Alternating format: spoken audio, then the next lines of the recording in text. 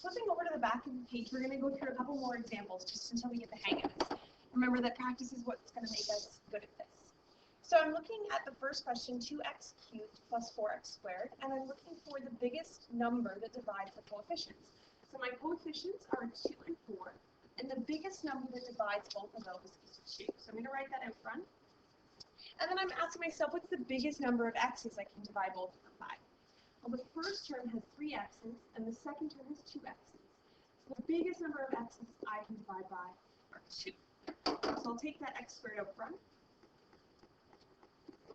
Now I'm going to open up my side brackets, and I'm actually going to divide. I started with 2 terms in my original question, so I should have 2 terms in my bracket after I divide. So first I'm going to take a look at 2x cubed, and I'm going to divide it by the 2x squared, the greatest common factor that I pulled in front. Well, 2 divided by 2, I'm looking at the coefficients in front, is just 1. So I can write that down if I want, I don't have to.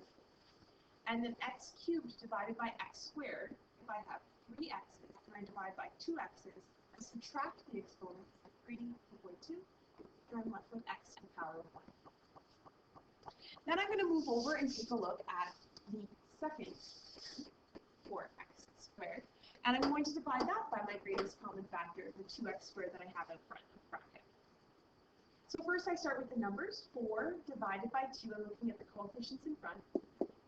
4 divided by 2 is 2. And then I look at the x's. I've got x squared divided by x squared. So again, those are the same thing, so they cancel each other out to be just 1. And I'm just left with no x. Again, I could clean that up if I want, and I could get rid of the 1's and just say x plus 2. If I wanted to check my answer, I would distribute the 2x squared back into the bracket just to make sure that I did it correctly. Moving on to part B, I've got 3x to the power 4, subtract x squared. First, I'm going to look at the coefficients in front, and don't forget there is a 1 in front of that x squared there.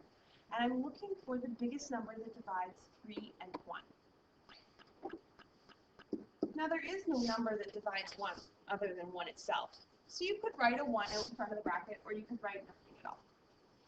And then you're going to move on to the x's. I've got 4 x's in the first term and 2 x's in the second term. So the biggest number that I can divide by is 2 x's. So we've got x squared there. And then I'm going to open up the bracket and start dividing each term by x squared, or 1x squared. So first I take a look at 3x to the power 4. Well, 3 divided by 1, looking at the coefficients, is 3. And then I'll subtract the x's as I divide them. So x to the power 4 divided by x squared is x squared.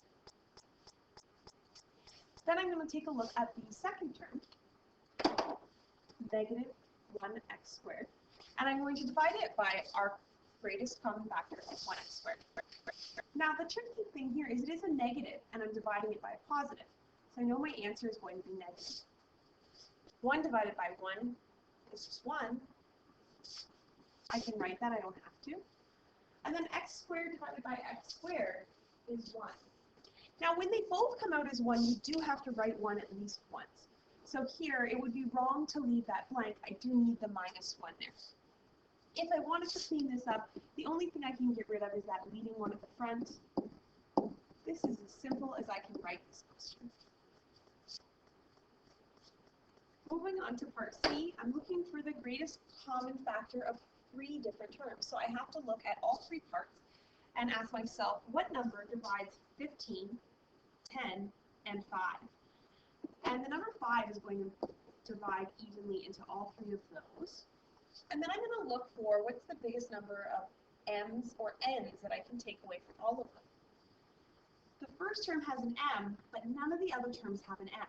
So I can't take it out of all of them. The second term has an n, but none of the other terms have an n. So I can't take that out of all of them. So 5 is the only thing I can divide everything by. I open up my bracket, and I'm going to start moving through. So first, taking a look at the 15m, I'm going to divide that by 5. 15 divided by 5 is 3. And then the m, there is nothing to cancel that out, so I still have that tagging along.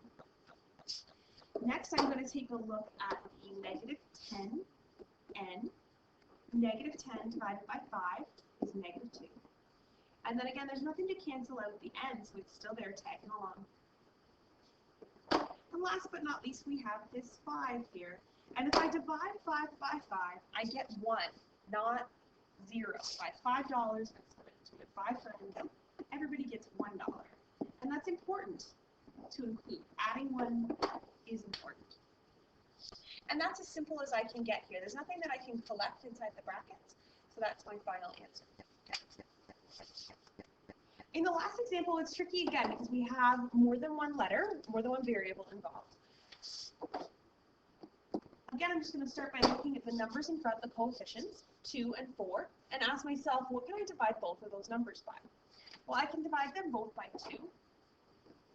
And then we're not quite ready. Now we're going to look at the x's. There is 1 x in the first term, and there are 2 x's, x squared, in the second term. So the biggest number of x's I can divide by is 1. The first term has 2 y's being multiplied, and the second term has 1 y being multiplied. So the biggest number of y's I can divide by is 1. And now I'm going to open my bracket. I'm ready to go. I'm going to divide both terms by 2xy. When I divide the first term, the coefficient 2 divided by 2 just gives me 1. Again, I can write that. I don't need to. Then I take a look at the x divided by the x.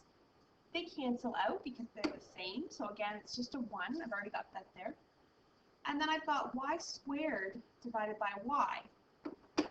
Well, that means that I have 2 y's, and I'm getting rid of 1 by dividing. So I have 1 y left. Next, I'm going to take a look at 4x squared y. So I've got 4, and I'm going to divide that by 2. And that gives me a positive 2. They were both positive. Then I take a look at the x squared, and I divide that by 1x. So I had 2 being multiplied. I'm dividing 1 away, so I'm left with 1x. And then I take a look at the y, and I'm dividing by a y. So they cancel out to 1, and we're all done.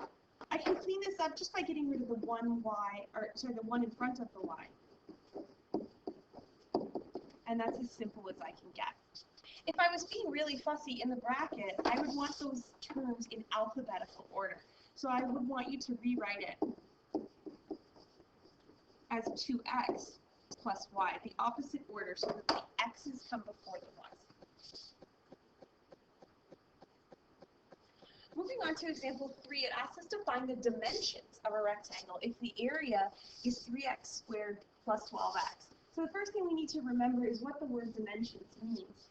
It means to find the length and the width of a rectangle. So we know that the area is 3x squared plus 12x, but I want you to write that as a length times a width. So what we're really asking is to write this as a multiplication.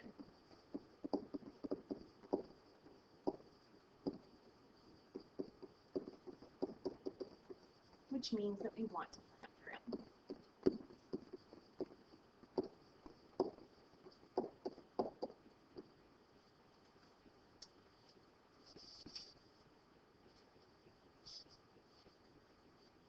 So I'm starting with my area of 3x squared plus 12x, and I want to split that into something times something. So we know to do that, you look for the greatest common factor. The biggest number I can divide both 3 and 12 by is 3. And then I look for the biggest number of x's I can divide both by. There are 2 x's in the first term and 1 x in the second term, so I can divide both by at least 1 x. And then I'm going to open up my bracket and ask myself what's left over. So if I do the 3 divided by the 3, I get a 1. X squared divided by x, I had 2 x's and I divided 1 away, so I'm left with an x. And then moving on to the second term, I've got positive 12 divided by 3, that gives me positive 4. And x divided by x, they cancel out, and I'm all done. So the area of this rectangle can be written as 3x squared plus 12x, like they gave us in the question, or it can be written as 3x times x plus 4. So if I want to write a therefore statement about this rectangle,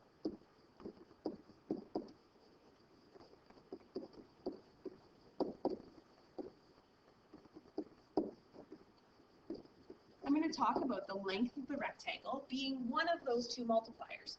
So I thought this first part here is one part of the multiplication. So I could call that the length. The second part of the multiplication will be the width.